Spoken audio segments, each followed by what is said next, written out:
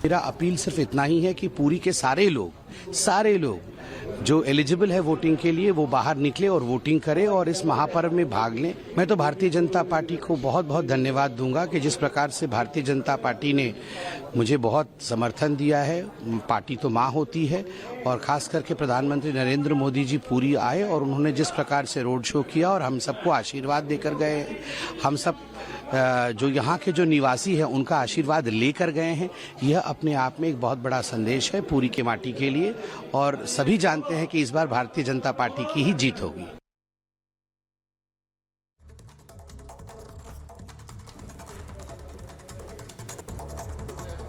तस्वीरें आप देख रहे हैं। देखिए, मताधिकार करने के बाद, मतदान करने के बाद एक एक करके जो नेता मतदान करने आ रहे हैं, स्याही लगी उंगली दिखा रहे हैं और फिर जनता से अपील भी कर रहे हैं कि आप सभी ज्यादा से ज्यादा निकले, वोट परसेंटेज को बढ़ाना है, अपनी जिम्मेदारी को निभाना है।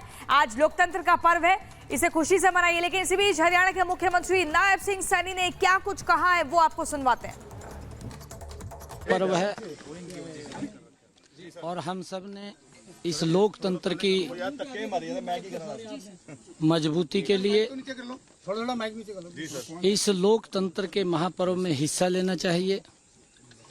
मैं पूरे हरियाणा प्रदेश वासियों को ये अपील करता हूं कि इस मजबूत लोकतंत्र के लिए, स्वस्थ राष्ट्र के लिए आप लोकतंत्र में हिस्सा लीजिए और अपना मतदान कीजिए।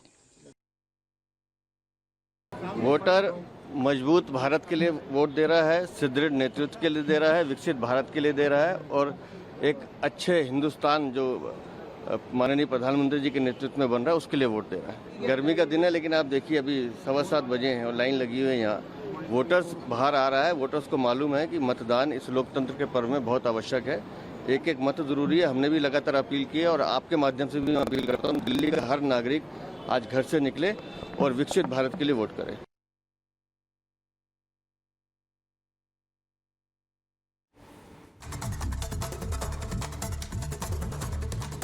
बिल्कुल, तो देखिए तस्वीरें हम आपको दिखा रहे हैं। 8 राज्य, 58 सीटें जिन पर आज वोट डाले जा रहे हैं। कई दिग्गज हैं जिनकी किस्मत आज कैद हो जाएगी, जिनकी किस्मत का फैसला होना है। इसमें 3 केंद्रीय मंत्री भी हैं, 3 पूर्व मुख्यमंत्री भी हैं और वो तमाम जो बड़े और दिग्गज चेहरे हैं वो लगातार आपके टेलीविजन स्क्रीन पर चल रहे हैं। मेरी खुद की मौजूदगी इस वक्त दिल्ली में है। आज दिल्ली की सभी 7 सीटों पर वोट डाले जा रहे हैं।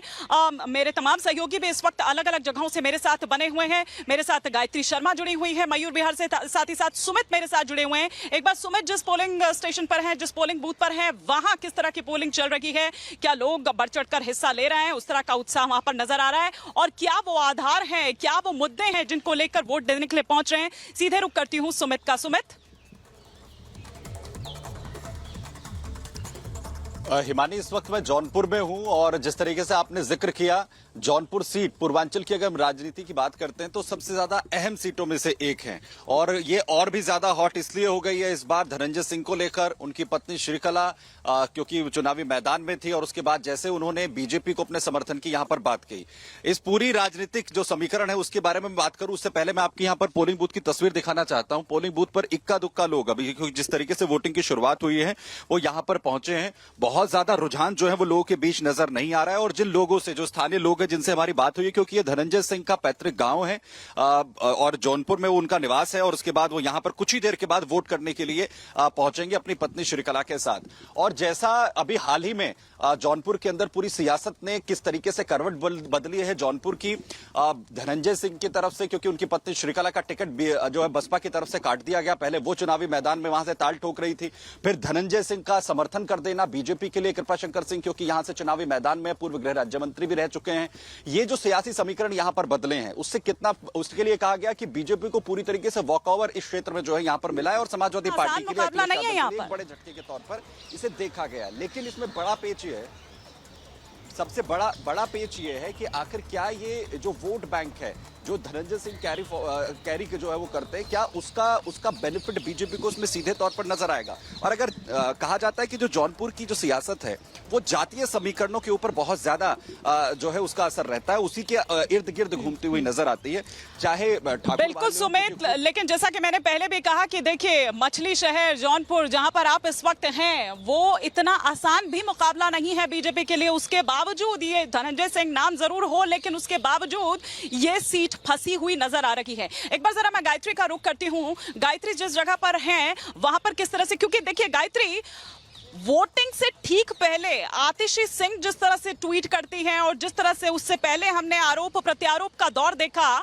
क्या आपको दिल्ली की जनता के बीच वो मुद्दे नजर आ रहे हैं, उनका कोई उस तरह से असर नजर आ रहा है? जिस तरह से कहा जा रहा है कि केजरीवाल की गिरफ्तारी को बुलाने की कोशिश की जा रही थी, केजरीवाल की गिरफ्तारी वर्सेस मोदी की गारंटी, जैसे यहां नजर आ रहा है, क्या वैसे वहां भी नजर आ रहा है?